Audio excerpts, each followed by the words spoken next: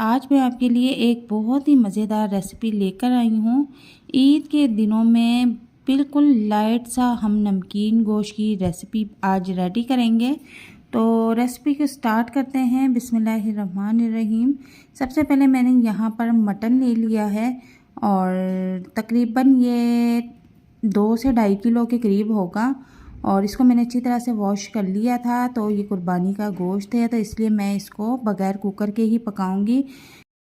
सबसे पहले मैं इसमें 2 कप पानी के ऐड कर दूंगी और इसके बाद 1 अदद बड़े साइज़ का मैंने प्याज लिया है जिसे मैं चॉप करके वो भी इसमें ऐड कर दूंगी।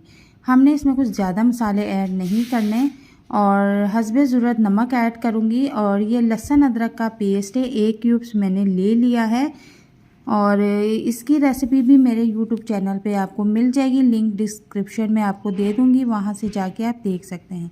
अब इसको मैंने कवर कर दिया है और वक्फे से हम इसका कवर हटा के देखते रहेंगे। तो ये देखें मटन जो है बॉईल होना शुरू हो गया है और अब हम इसको तकरीबन 25 से 30 मिनट तक पकाएंगे। ये कुर्बानी का गोश्त है, जल्दी से ही गल जाएगा। अगर आपके पास टाइम कम है तो आप इसको कुकर में भी पका सकते हैं, लेकिन मैंने इसको हल्की आंच पे पकने के लिए छोड़ दिया है। ये बहुत टेस्टी पक के रेडी होगा। जो टेस्ट इसको लाइट फ्लेम पे पकाने का आएगा वो कुकर में पकाने से इतना नहीं आएगा। तो आप चाहे तो इसको कुकर में भी रेडी कर सकती हैं, लेकिन कुर्बानी का गोश्त बहुत जल्दी गल के रेडी हो जाता है। अब यहाँ पर हम देख लेंगे कि मटन गल चुका है या नहीं और 25 से 30 मिनट इसको होने वाले हैं पकते हुए। तो मटन अच्छी तरह से गल चुका है। अब आप देखें कि इसने जो ऑयल छोड़ा है, हम इसी ऑयल में इसको अच्छी तरह से भून लेंगे और खूब हमने इसकी भुनाई करनी है। तकरीबन 12 से 15 मिनट तक हम इसको इसी के ऑयल में भूनेंगे। मैंने इसमें बिल्कुल भी ऑयल ऐड नहीं किया और अब मैं इसमें 4 से 5 अदद हरी मिर्च ऐड कर दूंगी।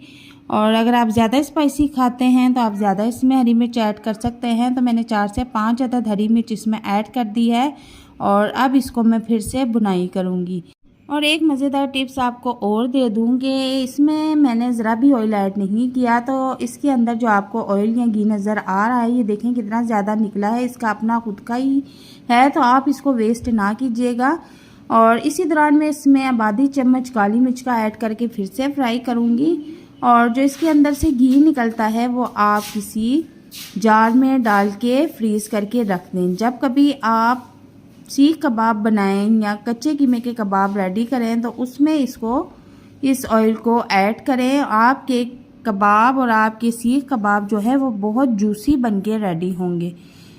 इसके घी को आपने बिल्कुल भी वेस्ट नहीं करना, ये बहुत मज़ेदार होता है और ये कबाब में और सीख कबाब में यूज़ हो जाता है। तो यहाँ देखें मैं इसको अच्छी तरह से फ्राई कर रही हूँ और फ्राई करते करते तकरीबन मुझे 15 मिनट हो चुके हैं और ये बिल्कुल रेडी हो चुका है। अब हम इसका जो फ्लेम है उसे ऑफ़ कर लेंगे और इसको अब हम चूल्हे से उतार लेंगे। और अब मैं आपको डिश आउट करके दिखाती हूँ कि इसकी फर्स्ट लुक किस तरह की आई है और टेस्ट में तो ये लाजवाब है। एक बार इस रेसिपी को आप ईद पर बनाकर घर वालों को दें, घर वाले आपके फ़ैन हो जाएंगे। और ये इतना लाइट है कि जितना मर्ज़ी खा लेंगे, ये बिल्कुल भी आपकी तबीयत में भारीपन नहीं करेगा और इसको खाने के बाद आपकी तबीयत भी खुश हो जाएगी। वीडियो अगर पसंद आती है तो इसे लाइक शेयर ज़रूर कीजिएगा। अल्लाह हाफिज़।